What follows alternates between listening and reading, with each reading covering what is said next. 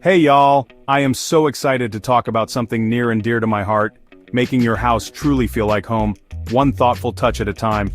Today, we're exploring the simple magic of a DIY curtain room divider. These aren't just pieces of fabric, they are storytellers in your space, creating cozy nooks and beautiful separations. Imagine carving out a quiet reading corner in a bustling living room, or giving a shared bedroom a little bit more personal space. It's all about enhancing the way you live in your home, making it work better for you and your family. This project is wonderfully achievable and oh so rewarding when you see it come to life. One of the biggest blessings of a curtain divider is the instant privacy it offers. In our modern open-plan homes, which I absolutely adore for their sense of connection, sometimes you just need a little pocket of solitude. Perhaps you want to section off a home office area from the main living space, allowing for focused work without feeling completely isolated. Or maybe you're creating a dedicated play zone for the little ones, keeping their joyful chaos contained in a visually pleasing way. A curtain can do all of this softly, without the permanence or expense of building a wall. It's a gentle boundary that speaks volumes about thoughtful design. Beyond the practical, let's talk style. A curtain divider is a fabulous opportunity to introduce new textures, colors, and patterns into your room. Think of it as a large-scale piece of art that also serves a wonderful function. It can soften a room with hard lines, add a pop of unexpected color, or bring in a pattern that ties your whole decor scheme together. And the affordability? That's a huge win. Compared to more permanent structural changes, a DIY curtain divider is incredibly budget-friendly, allowing you to transform your space without a major investment. Plus, its flexibility means you can change it with the seasons or as your needs evolve. How great is that? Now let's gather what we'll need for this exciting project. For materials, you'll want your chosen curtain fabric. We'll talk more about picking the perfect one soon. You'll also need matching thread if you're sewing, or fabric glue for a no-sew option. A good measuring tape is your best friend here, along with sharp fabric scissors and an iron to get those crisp edges. For tools, a sewing machine is handy but not essential.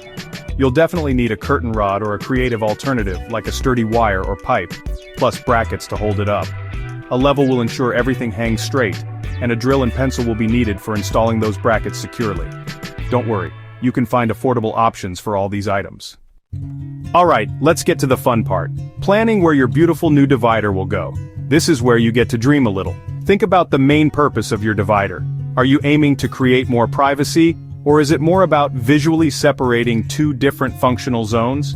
Consider the natural light in the room. You don't want to completely block a window unless that's your specific goal for a cozier, darker space. Also, think about the traffic flow. You want your divider to enhance the room, not create an obstacle. I always find it helpful to sketch out a little floor plan of the room and experiment with different placements on paper before making any decisions. Once you have a good idea of where it's going, it's time for some careful measuring. This step is super important, y'all, because accurate measurements are key to a perfect fit. First, measure the height. If you're hanging your curtain from near the ceiling for a dramatic look, measure from the ceiling down to where you want the curtain to end, usually just above the floor or puddling slightly. If you're using a tension rod within a smaller opening, measure that specific height. Then, measure the width of the space you want to cover. And here's a tip. For a lovely full look, you'll want your fabric to be about 1.5 to 2 times the width of the actual space. So, multiply your width measurement accordingly. Now let's talk fabric. Oh, the possibilities. The type of fabric you choose will really set the tone for your new divided area. If you're looking for something light, airy, and that still allows some light to filter through, consider fabrics like shears, lightweight cotton, or linen. These are wonderful for creating a soft separation without making the space feel too closed off.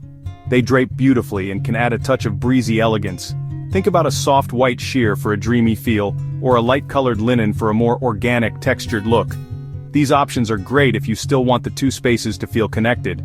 On the other hand, if your goal is more privacy, or perhaps even a bit of sound dampening, then you'll want to look at heavier fabrics. Materials like canvas, denim, velvet, or even special blackout fabric can work wonders. Canvas and denim offer a more casual, durable feel, perfect for high-traffic areas or kids' zones. Velvet, of course, brings a touch of luxury and richness, and it's fantastic for absorbing sound. Blackout fabric is ideal if you're creating a sleeping area or a space where you need to control light. When choosing colors and patterns, consider your existing decor. Neutrals are always a safe and versatile bet, but don't be afraid of a bold pattern or a rich color to make a statement. So, you've planned your space and picked your fabric. Now it's time to think about the curtain rod. There are so many great store-bought options available that can make this part super simple. Tension rods are fantastic for smaller openings, or if you're renting and can't drill holes. For wider spans, traditional curtain rods that mount with brackets are a classic choice. If you're hanging your curtain from the ceiling or need to go around a corner, a curtain track system might be the perfect solution, but y'all know I love a good DIY moment, and curtain rods are no exception. For an industrial or modern farmhouse look, consider using electrical metallic tubing or conduit pipe from the hardware store. You can leave them as is for a metallic touch or spray paint them to match your decor. Wooden dowels also make lovely, simple curtain rods, especially if you're going for a more natural or Scandinavian vibe. And for a truly rustic, unique touch, a sturdy, cleaned-up tree branch can be absolutely beautiful. With your rod solution figured out, let's get to making the curtain panel itself. First things first, it's usually a good idea to wash and iron your fabric before you start cutting and sewing. Lay your fabric out flat and carefully measure and cut it to your required dimensions, remembering to add extra for hems and the rod pocket. For the side and bottom hems, a simple double fold of about an inch, pressed with an iron and then stitched, will give you a neat, professional-looking finish. Take your time with this. Those clean edges make all the difference.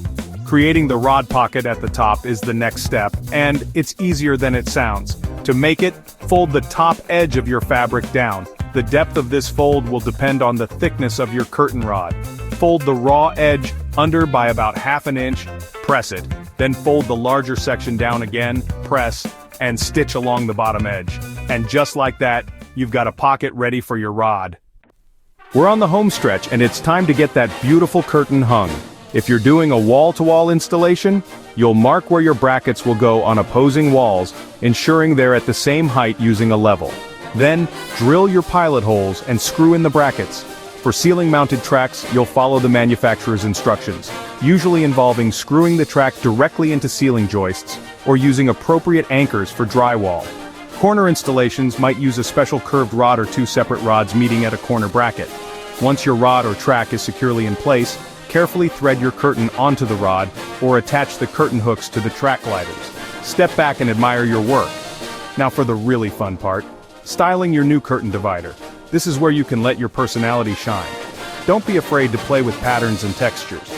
You could even layer two curtains, perhaps a sheer fabric behind a more opaque one, giving you options for light control and privacy. Think about lovely tiebacks to hold the curtain open when you want a more connected space.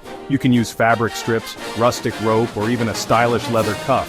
For an extra touch of magic, especially in the evenings, consider weaving some delicate fairy lights through the top of the curtain or along its edge. A little bit of greenery draped over the rod can also add a beautiful natural element. Even the best DIY projects can sometimes hit a little snag, but don't you worry. If your curtain seems to be sagging in the middle, especially on a wider span, your rod might need a center support bracket to give it a bit more help. If you notice wrinkles in your fabric, a handheld steamer is a wonderful tool for quickly smoothing them out, or you can carefully iron them on a low setting. Keeping your divider looking fresh is easy too. Most fabrics can be regularly dusted with a vacuum attachment. For spot cleaning, use a gentle fabric cleaner. Depending on the material, you might be able to machine wash your curtain on a gentle cycle, or it might need dry cleaning. Always check the fabric care instructions. This entire project can be wonderfully kind to your wallet. Depending on your fabric choice and rod solution, you could create a stunning room divider for as little as $20, or a bit more if you opt for more luxurious materials. As for time, this is a perfect weekend project. You can easily do the planning and shopping one day, and the making and installing the next. The best part is that feeling of satisfaction when you stand back and see how you've transformed your space with your own two hands. It's more than just a curtain. It's a testament to your creativity and a beautiful functional addition to your home. You've got this.